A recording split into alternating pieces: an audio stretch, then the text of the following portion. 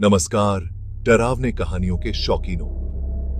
अपनी seat belt बांध लो क्योंकि मेरे पास एक ऐसी रोंगटे खड़ी कर देने वाली कहानी है जो तुम्हें आज रात जगाए रखेगी।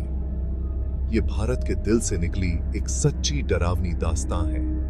सब शुरू हुआ राजस्थान के एक छोटे से गांव में, जहां रीति रिवाज और अंधविश्वास गहरे तक जड़े हैं। इस गांव की बदनामी थी कि वहां भूत प्रेत रहते हैं, खासतौर से गांव के किनारे पर स्थित एक खंडहर हवेली में। स्थानीय लोग वहां होने वाली अजीब आवाजों, गोष्ठियां दिखावों और उस हवेली से जुड़े एक डरावने अतीत के बारे में फुसफुसाते थे।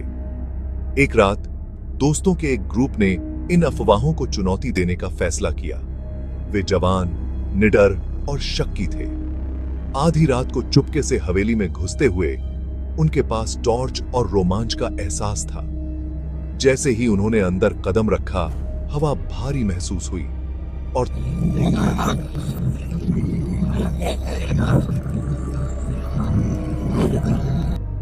इस पर हंसे, लेकिन बेचैनी अंदर घुसने लगी। जैसे ही वे हवेली के भीतर गए, उन्हें एक ऐसी औरत की तस्वीर दिखी जिसकी आंखें चुभती हुई थीं।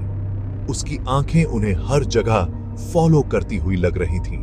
तभी उन्होंने उसे सुना, खून जमा देने वाली चीख जो गलियारों में गूंज रही थी। घबराहट छा गई और उन्होंने वहां से निकलने की कोशिश की, लेकिन दरवाजे हिले नहीं। फंसकर वे एक साथ सहम गए, अपनी गर्दनों पर ठंडी सांसें महसूस करते हुए। राज की टॉर्च की रोशनी में कुछ परछाइयों में हलचल दिखी। एक पुराने जमाने की साड़ी पहने एक औरत दिखाई दी। उसका चेहरा पीला और आंखें खोखली। वह उनकी ओर आने लगी। उसकी हरकतें अस्वाभाविक रूप से धीमी थीं।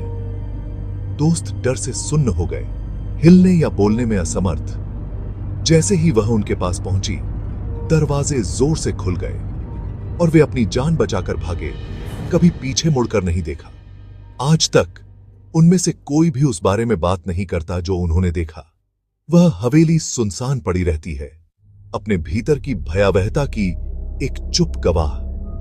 तो अगर तुम कभी भी राजस्थान में हो तो किसी भी पुरानी सुनसान इमारत में घुसने से पहले 2 बार सोचना।